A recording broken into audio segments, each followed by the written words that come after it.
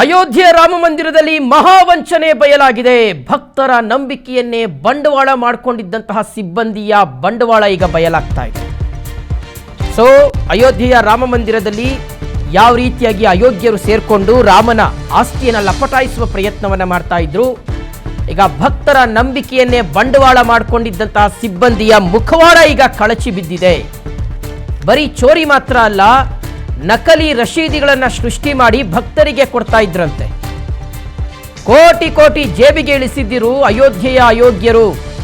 ಕದ್ದ ಹಣದಲ್ಲಿ ಸೈಟು ಮತ್ತು ಐಷಾರಾಮಿ ಕಾರನ್ನ ಖರೀದಿ ಮಾಡಿರ್ತಕ್ಕಂಥದ್ದು ಈಗ ಗೊತ್ತಾಗ್ತಾ ಇದೆ.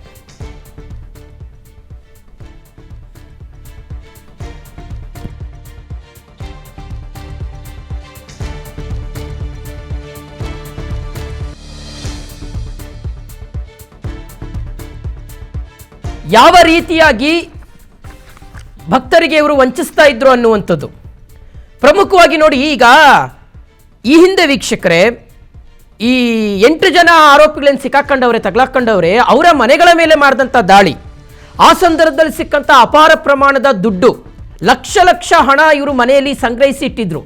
ಆದರೆ ಇವರು ಸಂಬಳಕ್ಕಿದ್ದಂಥದ್ದು ಕೇವಲ 12,000 ರಿಂದ 13,000 ಅಷ್ಟೇ. ಆದರೆ ಇವ್ರ ಹತ್ರ ಲಕ್ಷಗಟ್ಟಲೆ ದುಡ್ಡು ಹೆಂಗೆ ಬಂತು ಅನ್ನುವ ಪ್ರಶ್ನೆ.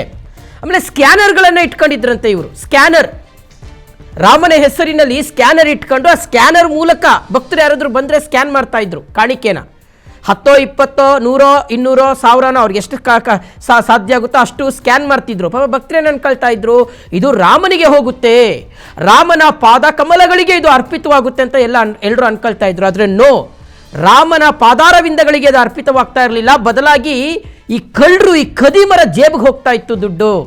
ಈಗ ಇನ್ನೊಂದು ವಿಚಾರ ಏನು ಅಂದರೆ, ನಕಲಿ ರಶೀದಿಗಳನ್ನು ಇವರು ಬಳಕೆ ಮಾಡ್ತಾ ಇದ್ರು ಅನ್ನುವಂಥದ್ದು ತನಿಖೆಯಲ್ಲಿ ಗೊತ್ತಾಗ್ತದೆ. SIT ತನಿಖೆಯಲ್ಲಿ ನಕಲಿ ರೆಸಿಟ್ಗಳನ್ನು ಇವರು ಭಕ್ತರಿಗೆ ಬರೆದು ಕೊಡೋದು. ಪಾಪ ಬಡವರು ಏನು ಮಾಡ್ತಾರೆ, ಕಣ್ಣು ಗೊತ್ಕೊಂಡು ಅದನ್ನು ಇಟ್ಕೊಂಡು ಜೇಬಲ್ಲಿ ಇಟ್ಕೊಂಡು ಹೋಗ್ತಾ ಇದ್ರು ಕಾಣಿಕೆ ಕೊಟ್ಟು. ಸೊ ಬಗೆದಷ್ಟು ಇವರ ಬಂಡವಾಳ ಈಗ ಬಯಲಾಗಿದೆ.